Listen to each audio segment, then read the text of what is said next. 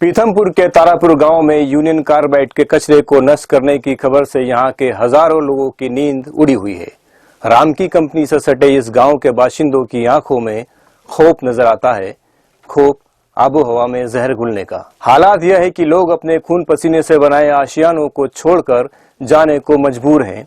औद्योगिक प्रदूषण से पहले ही पीथमपुर और आसपास के ग्रामीण इलाकों में सांसों की समस्याओं से लेकर स्किन एलर्जी, बुखार, सर्दी, खांसी, छींके, जोड़ों में दर्द, गठिया जैसी तकलीफों से जूझना पड़ रहा है। लेकिन अब यूनियन कार्बाइड के कचरे को जलाने की दहशत उनकी आंखों में साफ नजर आ रही है। यहाँ नहीं जलना चाहिए कचरे। छोटे छोटे बच्चों को परेशानी होती है, हमको भी परेशानी होती है। धुआं इसका आता है, सांस लेते हैं तो गले में अटकता है, जैसा कहीं काटे काटे गट रहे सर। ये कचरा नहीं यहाँ जलना चाहिए, जैसा आया ऐसा ही रिटर्न ही जाना चाहिए इसने। ये सब जनता का मातारपुरा का कहना यही पड़ता है, यहाँ कचरा नहीं जलना चाहिए। नहीं तो हम तो मर जाएंगे, हम कहाँ जाएंगे? हमारे घर बार छोड़ के को दूसरा थोड़ी हमारा घर बार है कुछ है। वो देखो हमारी बच्ची छोटी है, 1 महीने की, तो उसको मैंने घर से गाड़ी बुलाई प्राइवेट और उसको भेज रही मैं गाँव। इसलिए यही कारण, धुएं के कारण की कचरा जलेगा। तारापुर में स्थित राम की कंपनी के परिसर में यूनियन कार्बाइड का 337 टन जहर से लदे 12 कंटेनर अपने निस्तारण का इंतजार कर रहे हैं। हालांकि सरकार का कहना है कि इस कचरे से कोई नुकसान नहीं होगा, लेकिन स्थानीय लोग इस पर भरोसा करने को तैयार नहीं है। और यहाँ दिक्कत तो बहुत है, क्योंकि यहाँ कचरा नहीं जलना चाहिए, क्योंकि हम प्रेग्नेंट है। इसकी वजह से मतलब मेरे बच्चे पे प्रभाव पड़ेगा, मेरे पे छोटी बच्ची भी है, इसके कारण ये सब। सुना था कि आप जाने वाले हो गाँव से? हाँ, सुबह जाने वाले हैं हम। अच्छा, कहाँ जाने वाले हैं? अपने गाँव जाएंगे। कहा कि यहाँ तो ये सब कुछ हो रहा है, तो हम लोग कैसे रहेंगे यहाँ? ये वजह आपकी गाँव छोड़ना चाहते हैं? जी। क्या दिक्कतें हो रही है इस तरह की? हाँ, यहाँ दिक्कत हो रही है। क्या क्या दिक्कतें? खाने पीने की, पानी की, यहाँ तो सभी की दिक्कतें होंगी जब ये सब कुछ जले उलेगा तो। तारपुरा में तो बहुत सारी प्रॉब्लम है, आपको क्या क्या बता सकते हैं हम और क्या नहीं बता सकते।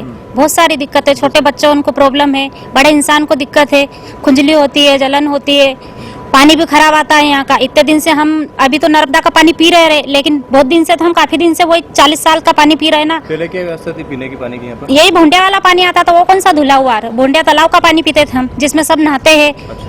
सब उसमें जाता है कचरा हटाला, यही कचरा पानी, सारा कचरा प्लांट का पानी है, सारा उसी में जाता है भोंडिया तालाब के अंदर। वही पानी हम यूज करते, उससे तो इन्फेक्शन फैलेगा ना, हमको फैल रहा। वही पीते थे ना हम। ये अभी तो साल भर से सुविधा है नर्मदा वाली, तो 1 साल से हुआ है। 1 साल से हुआ है, तो अब वो बंद हो गया।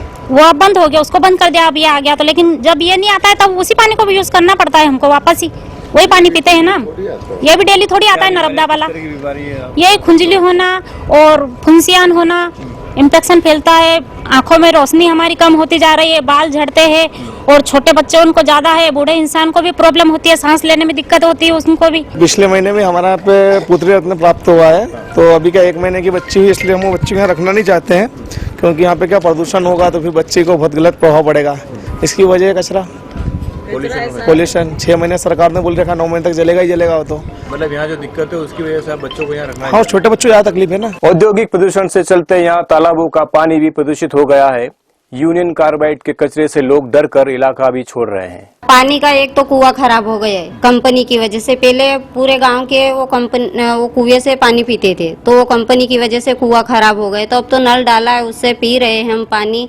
पर ये कचरा जलेगा तो हमको बीमारी नहीं होगा, हम गरीब लोग हैं, कमाते खाते हैं। तो यह हम ये चाहते हैं कि ये कचरा यहाँ जलना नहीं चाहिए, भले ही और किसी कंपनी डाले तो भले हम रोजगार करेंगे।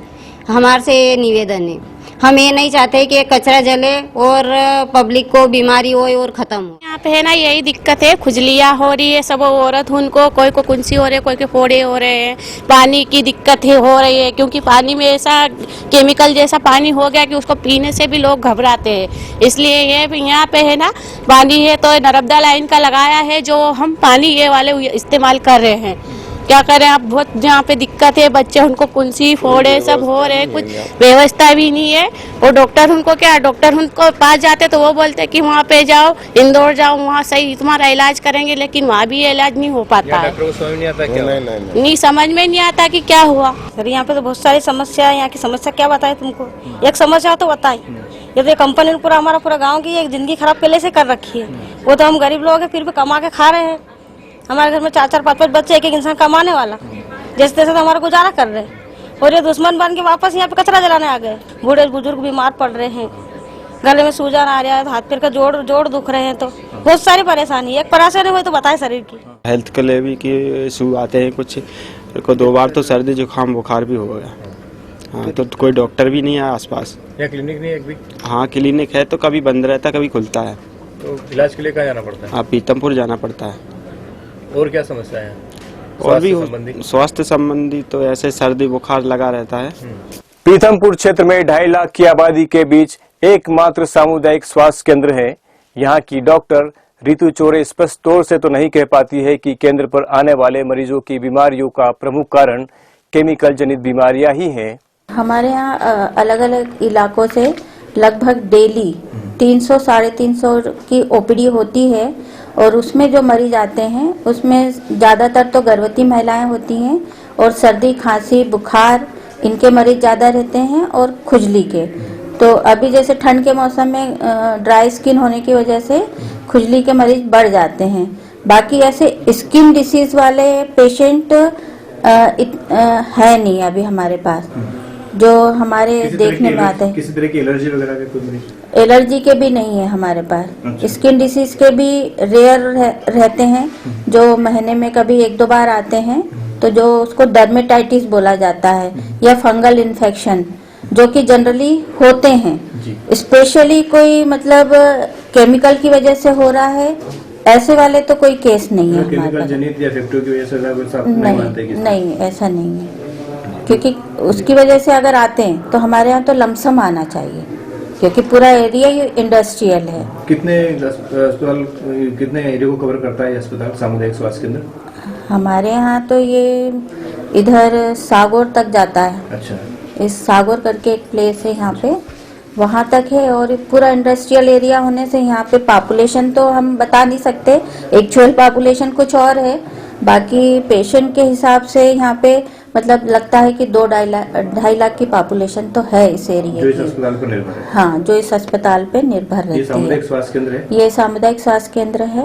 मध्य प्रदेश सरकार यह दावा तो कर रही है कि यूनियन कार्बाइड से किसी तरह का कोई खतरा नहीं होगा, लेकिन सवाल तो यह भी उठ रहा है कि फिर इस कचरे को भोपाल से इतने प्रोटोकॉल के तहत इंदौर क्यों लाया गया?